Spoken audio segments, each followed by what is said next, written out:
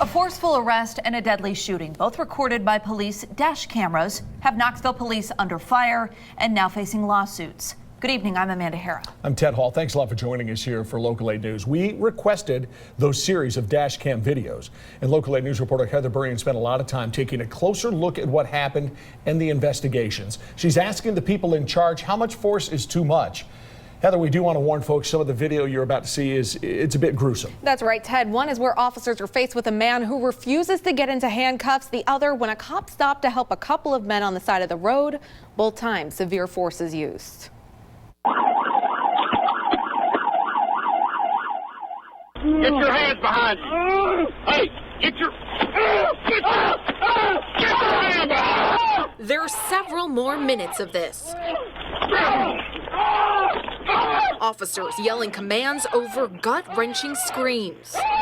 This, the end result. But the Knoxville Police Department reviewed it all and agreed Ernesto Rodriguez swung at an officer with his elbow and a closed fist and appeared to be on drugs. Knox County 911, where's your emergency? Police calling, he's got a knife in his 4 kids' head. Those officers not in trouble. A spokesperson for KPD tells me Rodriguez never filed a complaint. So there was no internal investigation. Video is one-dimensional, right? It doesn't show everything. And it only shows what's in the path of that camera view. Rodriguez says he was unarmed. He's suing the 3 officers, Police Chief David Roush and the city of Knoxville. He claims life-threatening injuries required several surgeries. It's why the chief can't discuss any details of the case. They're going to be found to have done the right thing. Let me see your hands. Let me see, ma'am, let me see your hands. Hands.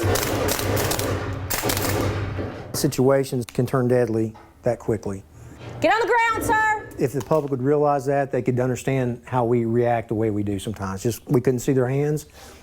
She could have had an AK in there. The way officers react in the field is in the hands of Lieutenant Tammy DeBow. Hey, I'm Lieutenant DeBow with the Knoxville Police Department. And Sergeant Tom Walker. Police! Both responsible for training the men and women who wear the badge. We're responsible for every bullet that leaves this gun. So not only am I thinking about, what's this person going to pull out of this trunk, I'm also thinking about, is there a mother and her child trying to get in a vehicle right behind her? And then they made me responsible.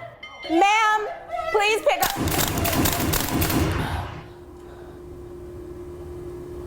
We fired too many bullets, didn't we? No, as long as they've stopped what they're doing, which, what was he going to do? What were you doing right there? You're protecting her life, right? Because Yeah. you had a crowbar and he's going to kill her.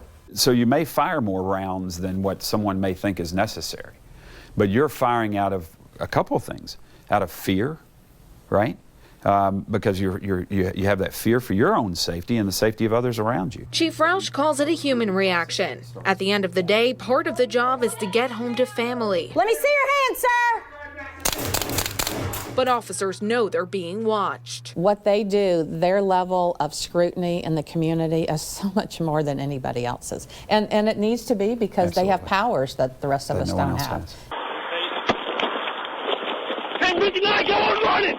Police power called into question again when an officer stopped to help 2 men changing a flat tire. That's the sound of a taser hitting Ronald Cardin's body.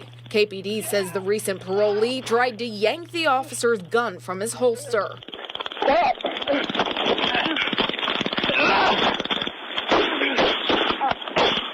An internal investigation shows 5 shots killed Cardin. His family filed suit, claiming officers have a code of silence and won't report other officers. Chief Roush says it's not about claims or codes, it's about what you can physically see. What does the evidence show us? And so we have to look at the evidence, that we have. And determine from that evidence what took place. And evidence is pretty telling. And the chief tells me out of 11,000 arrests doled out last year, only 125 people refused to follow the officer's directions. That's less than 1%. And as for the officers involved in both of these cases, I combed through their personnel files. All were clean. One officer was written up for crashing his car.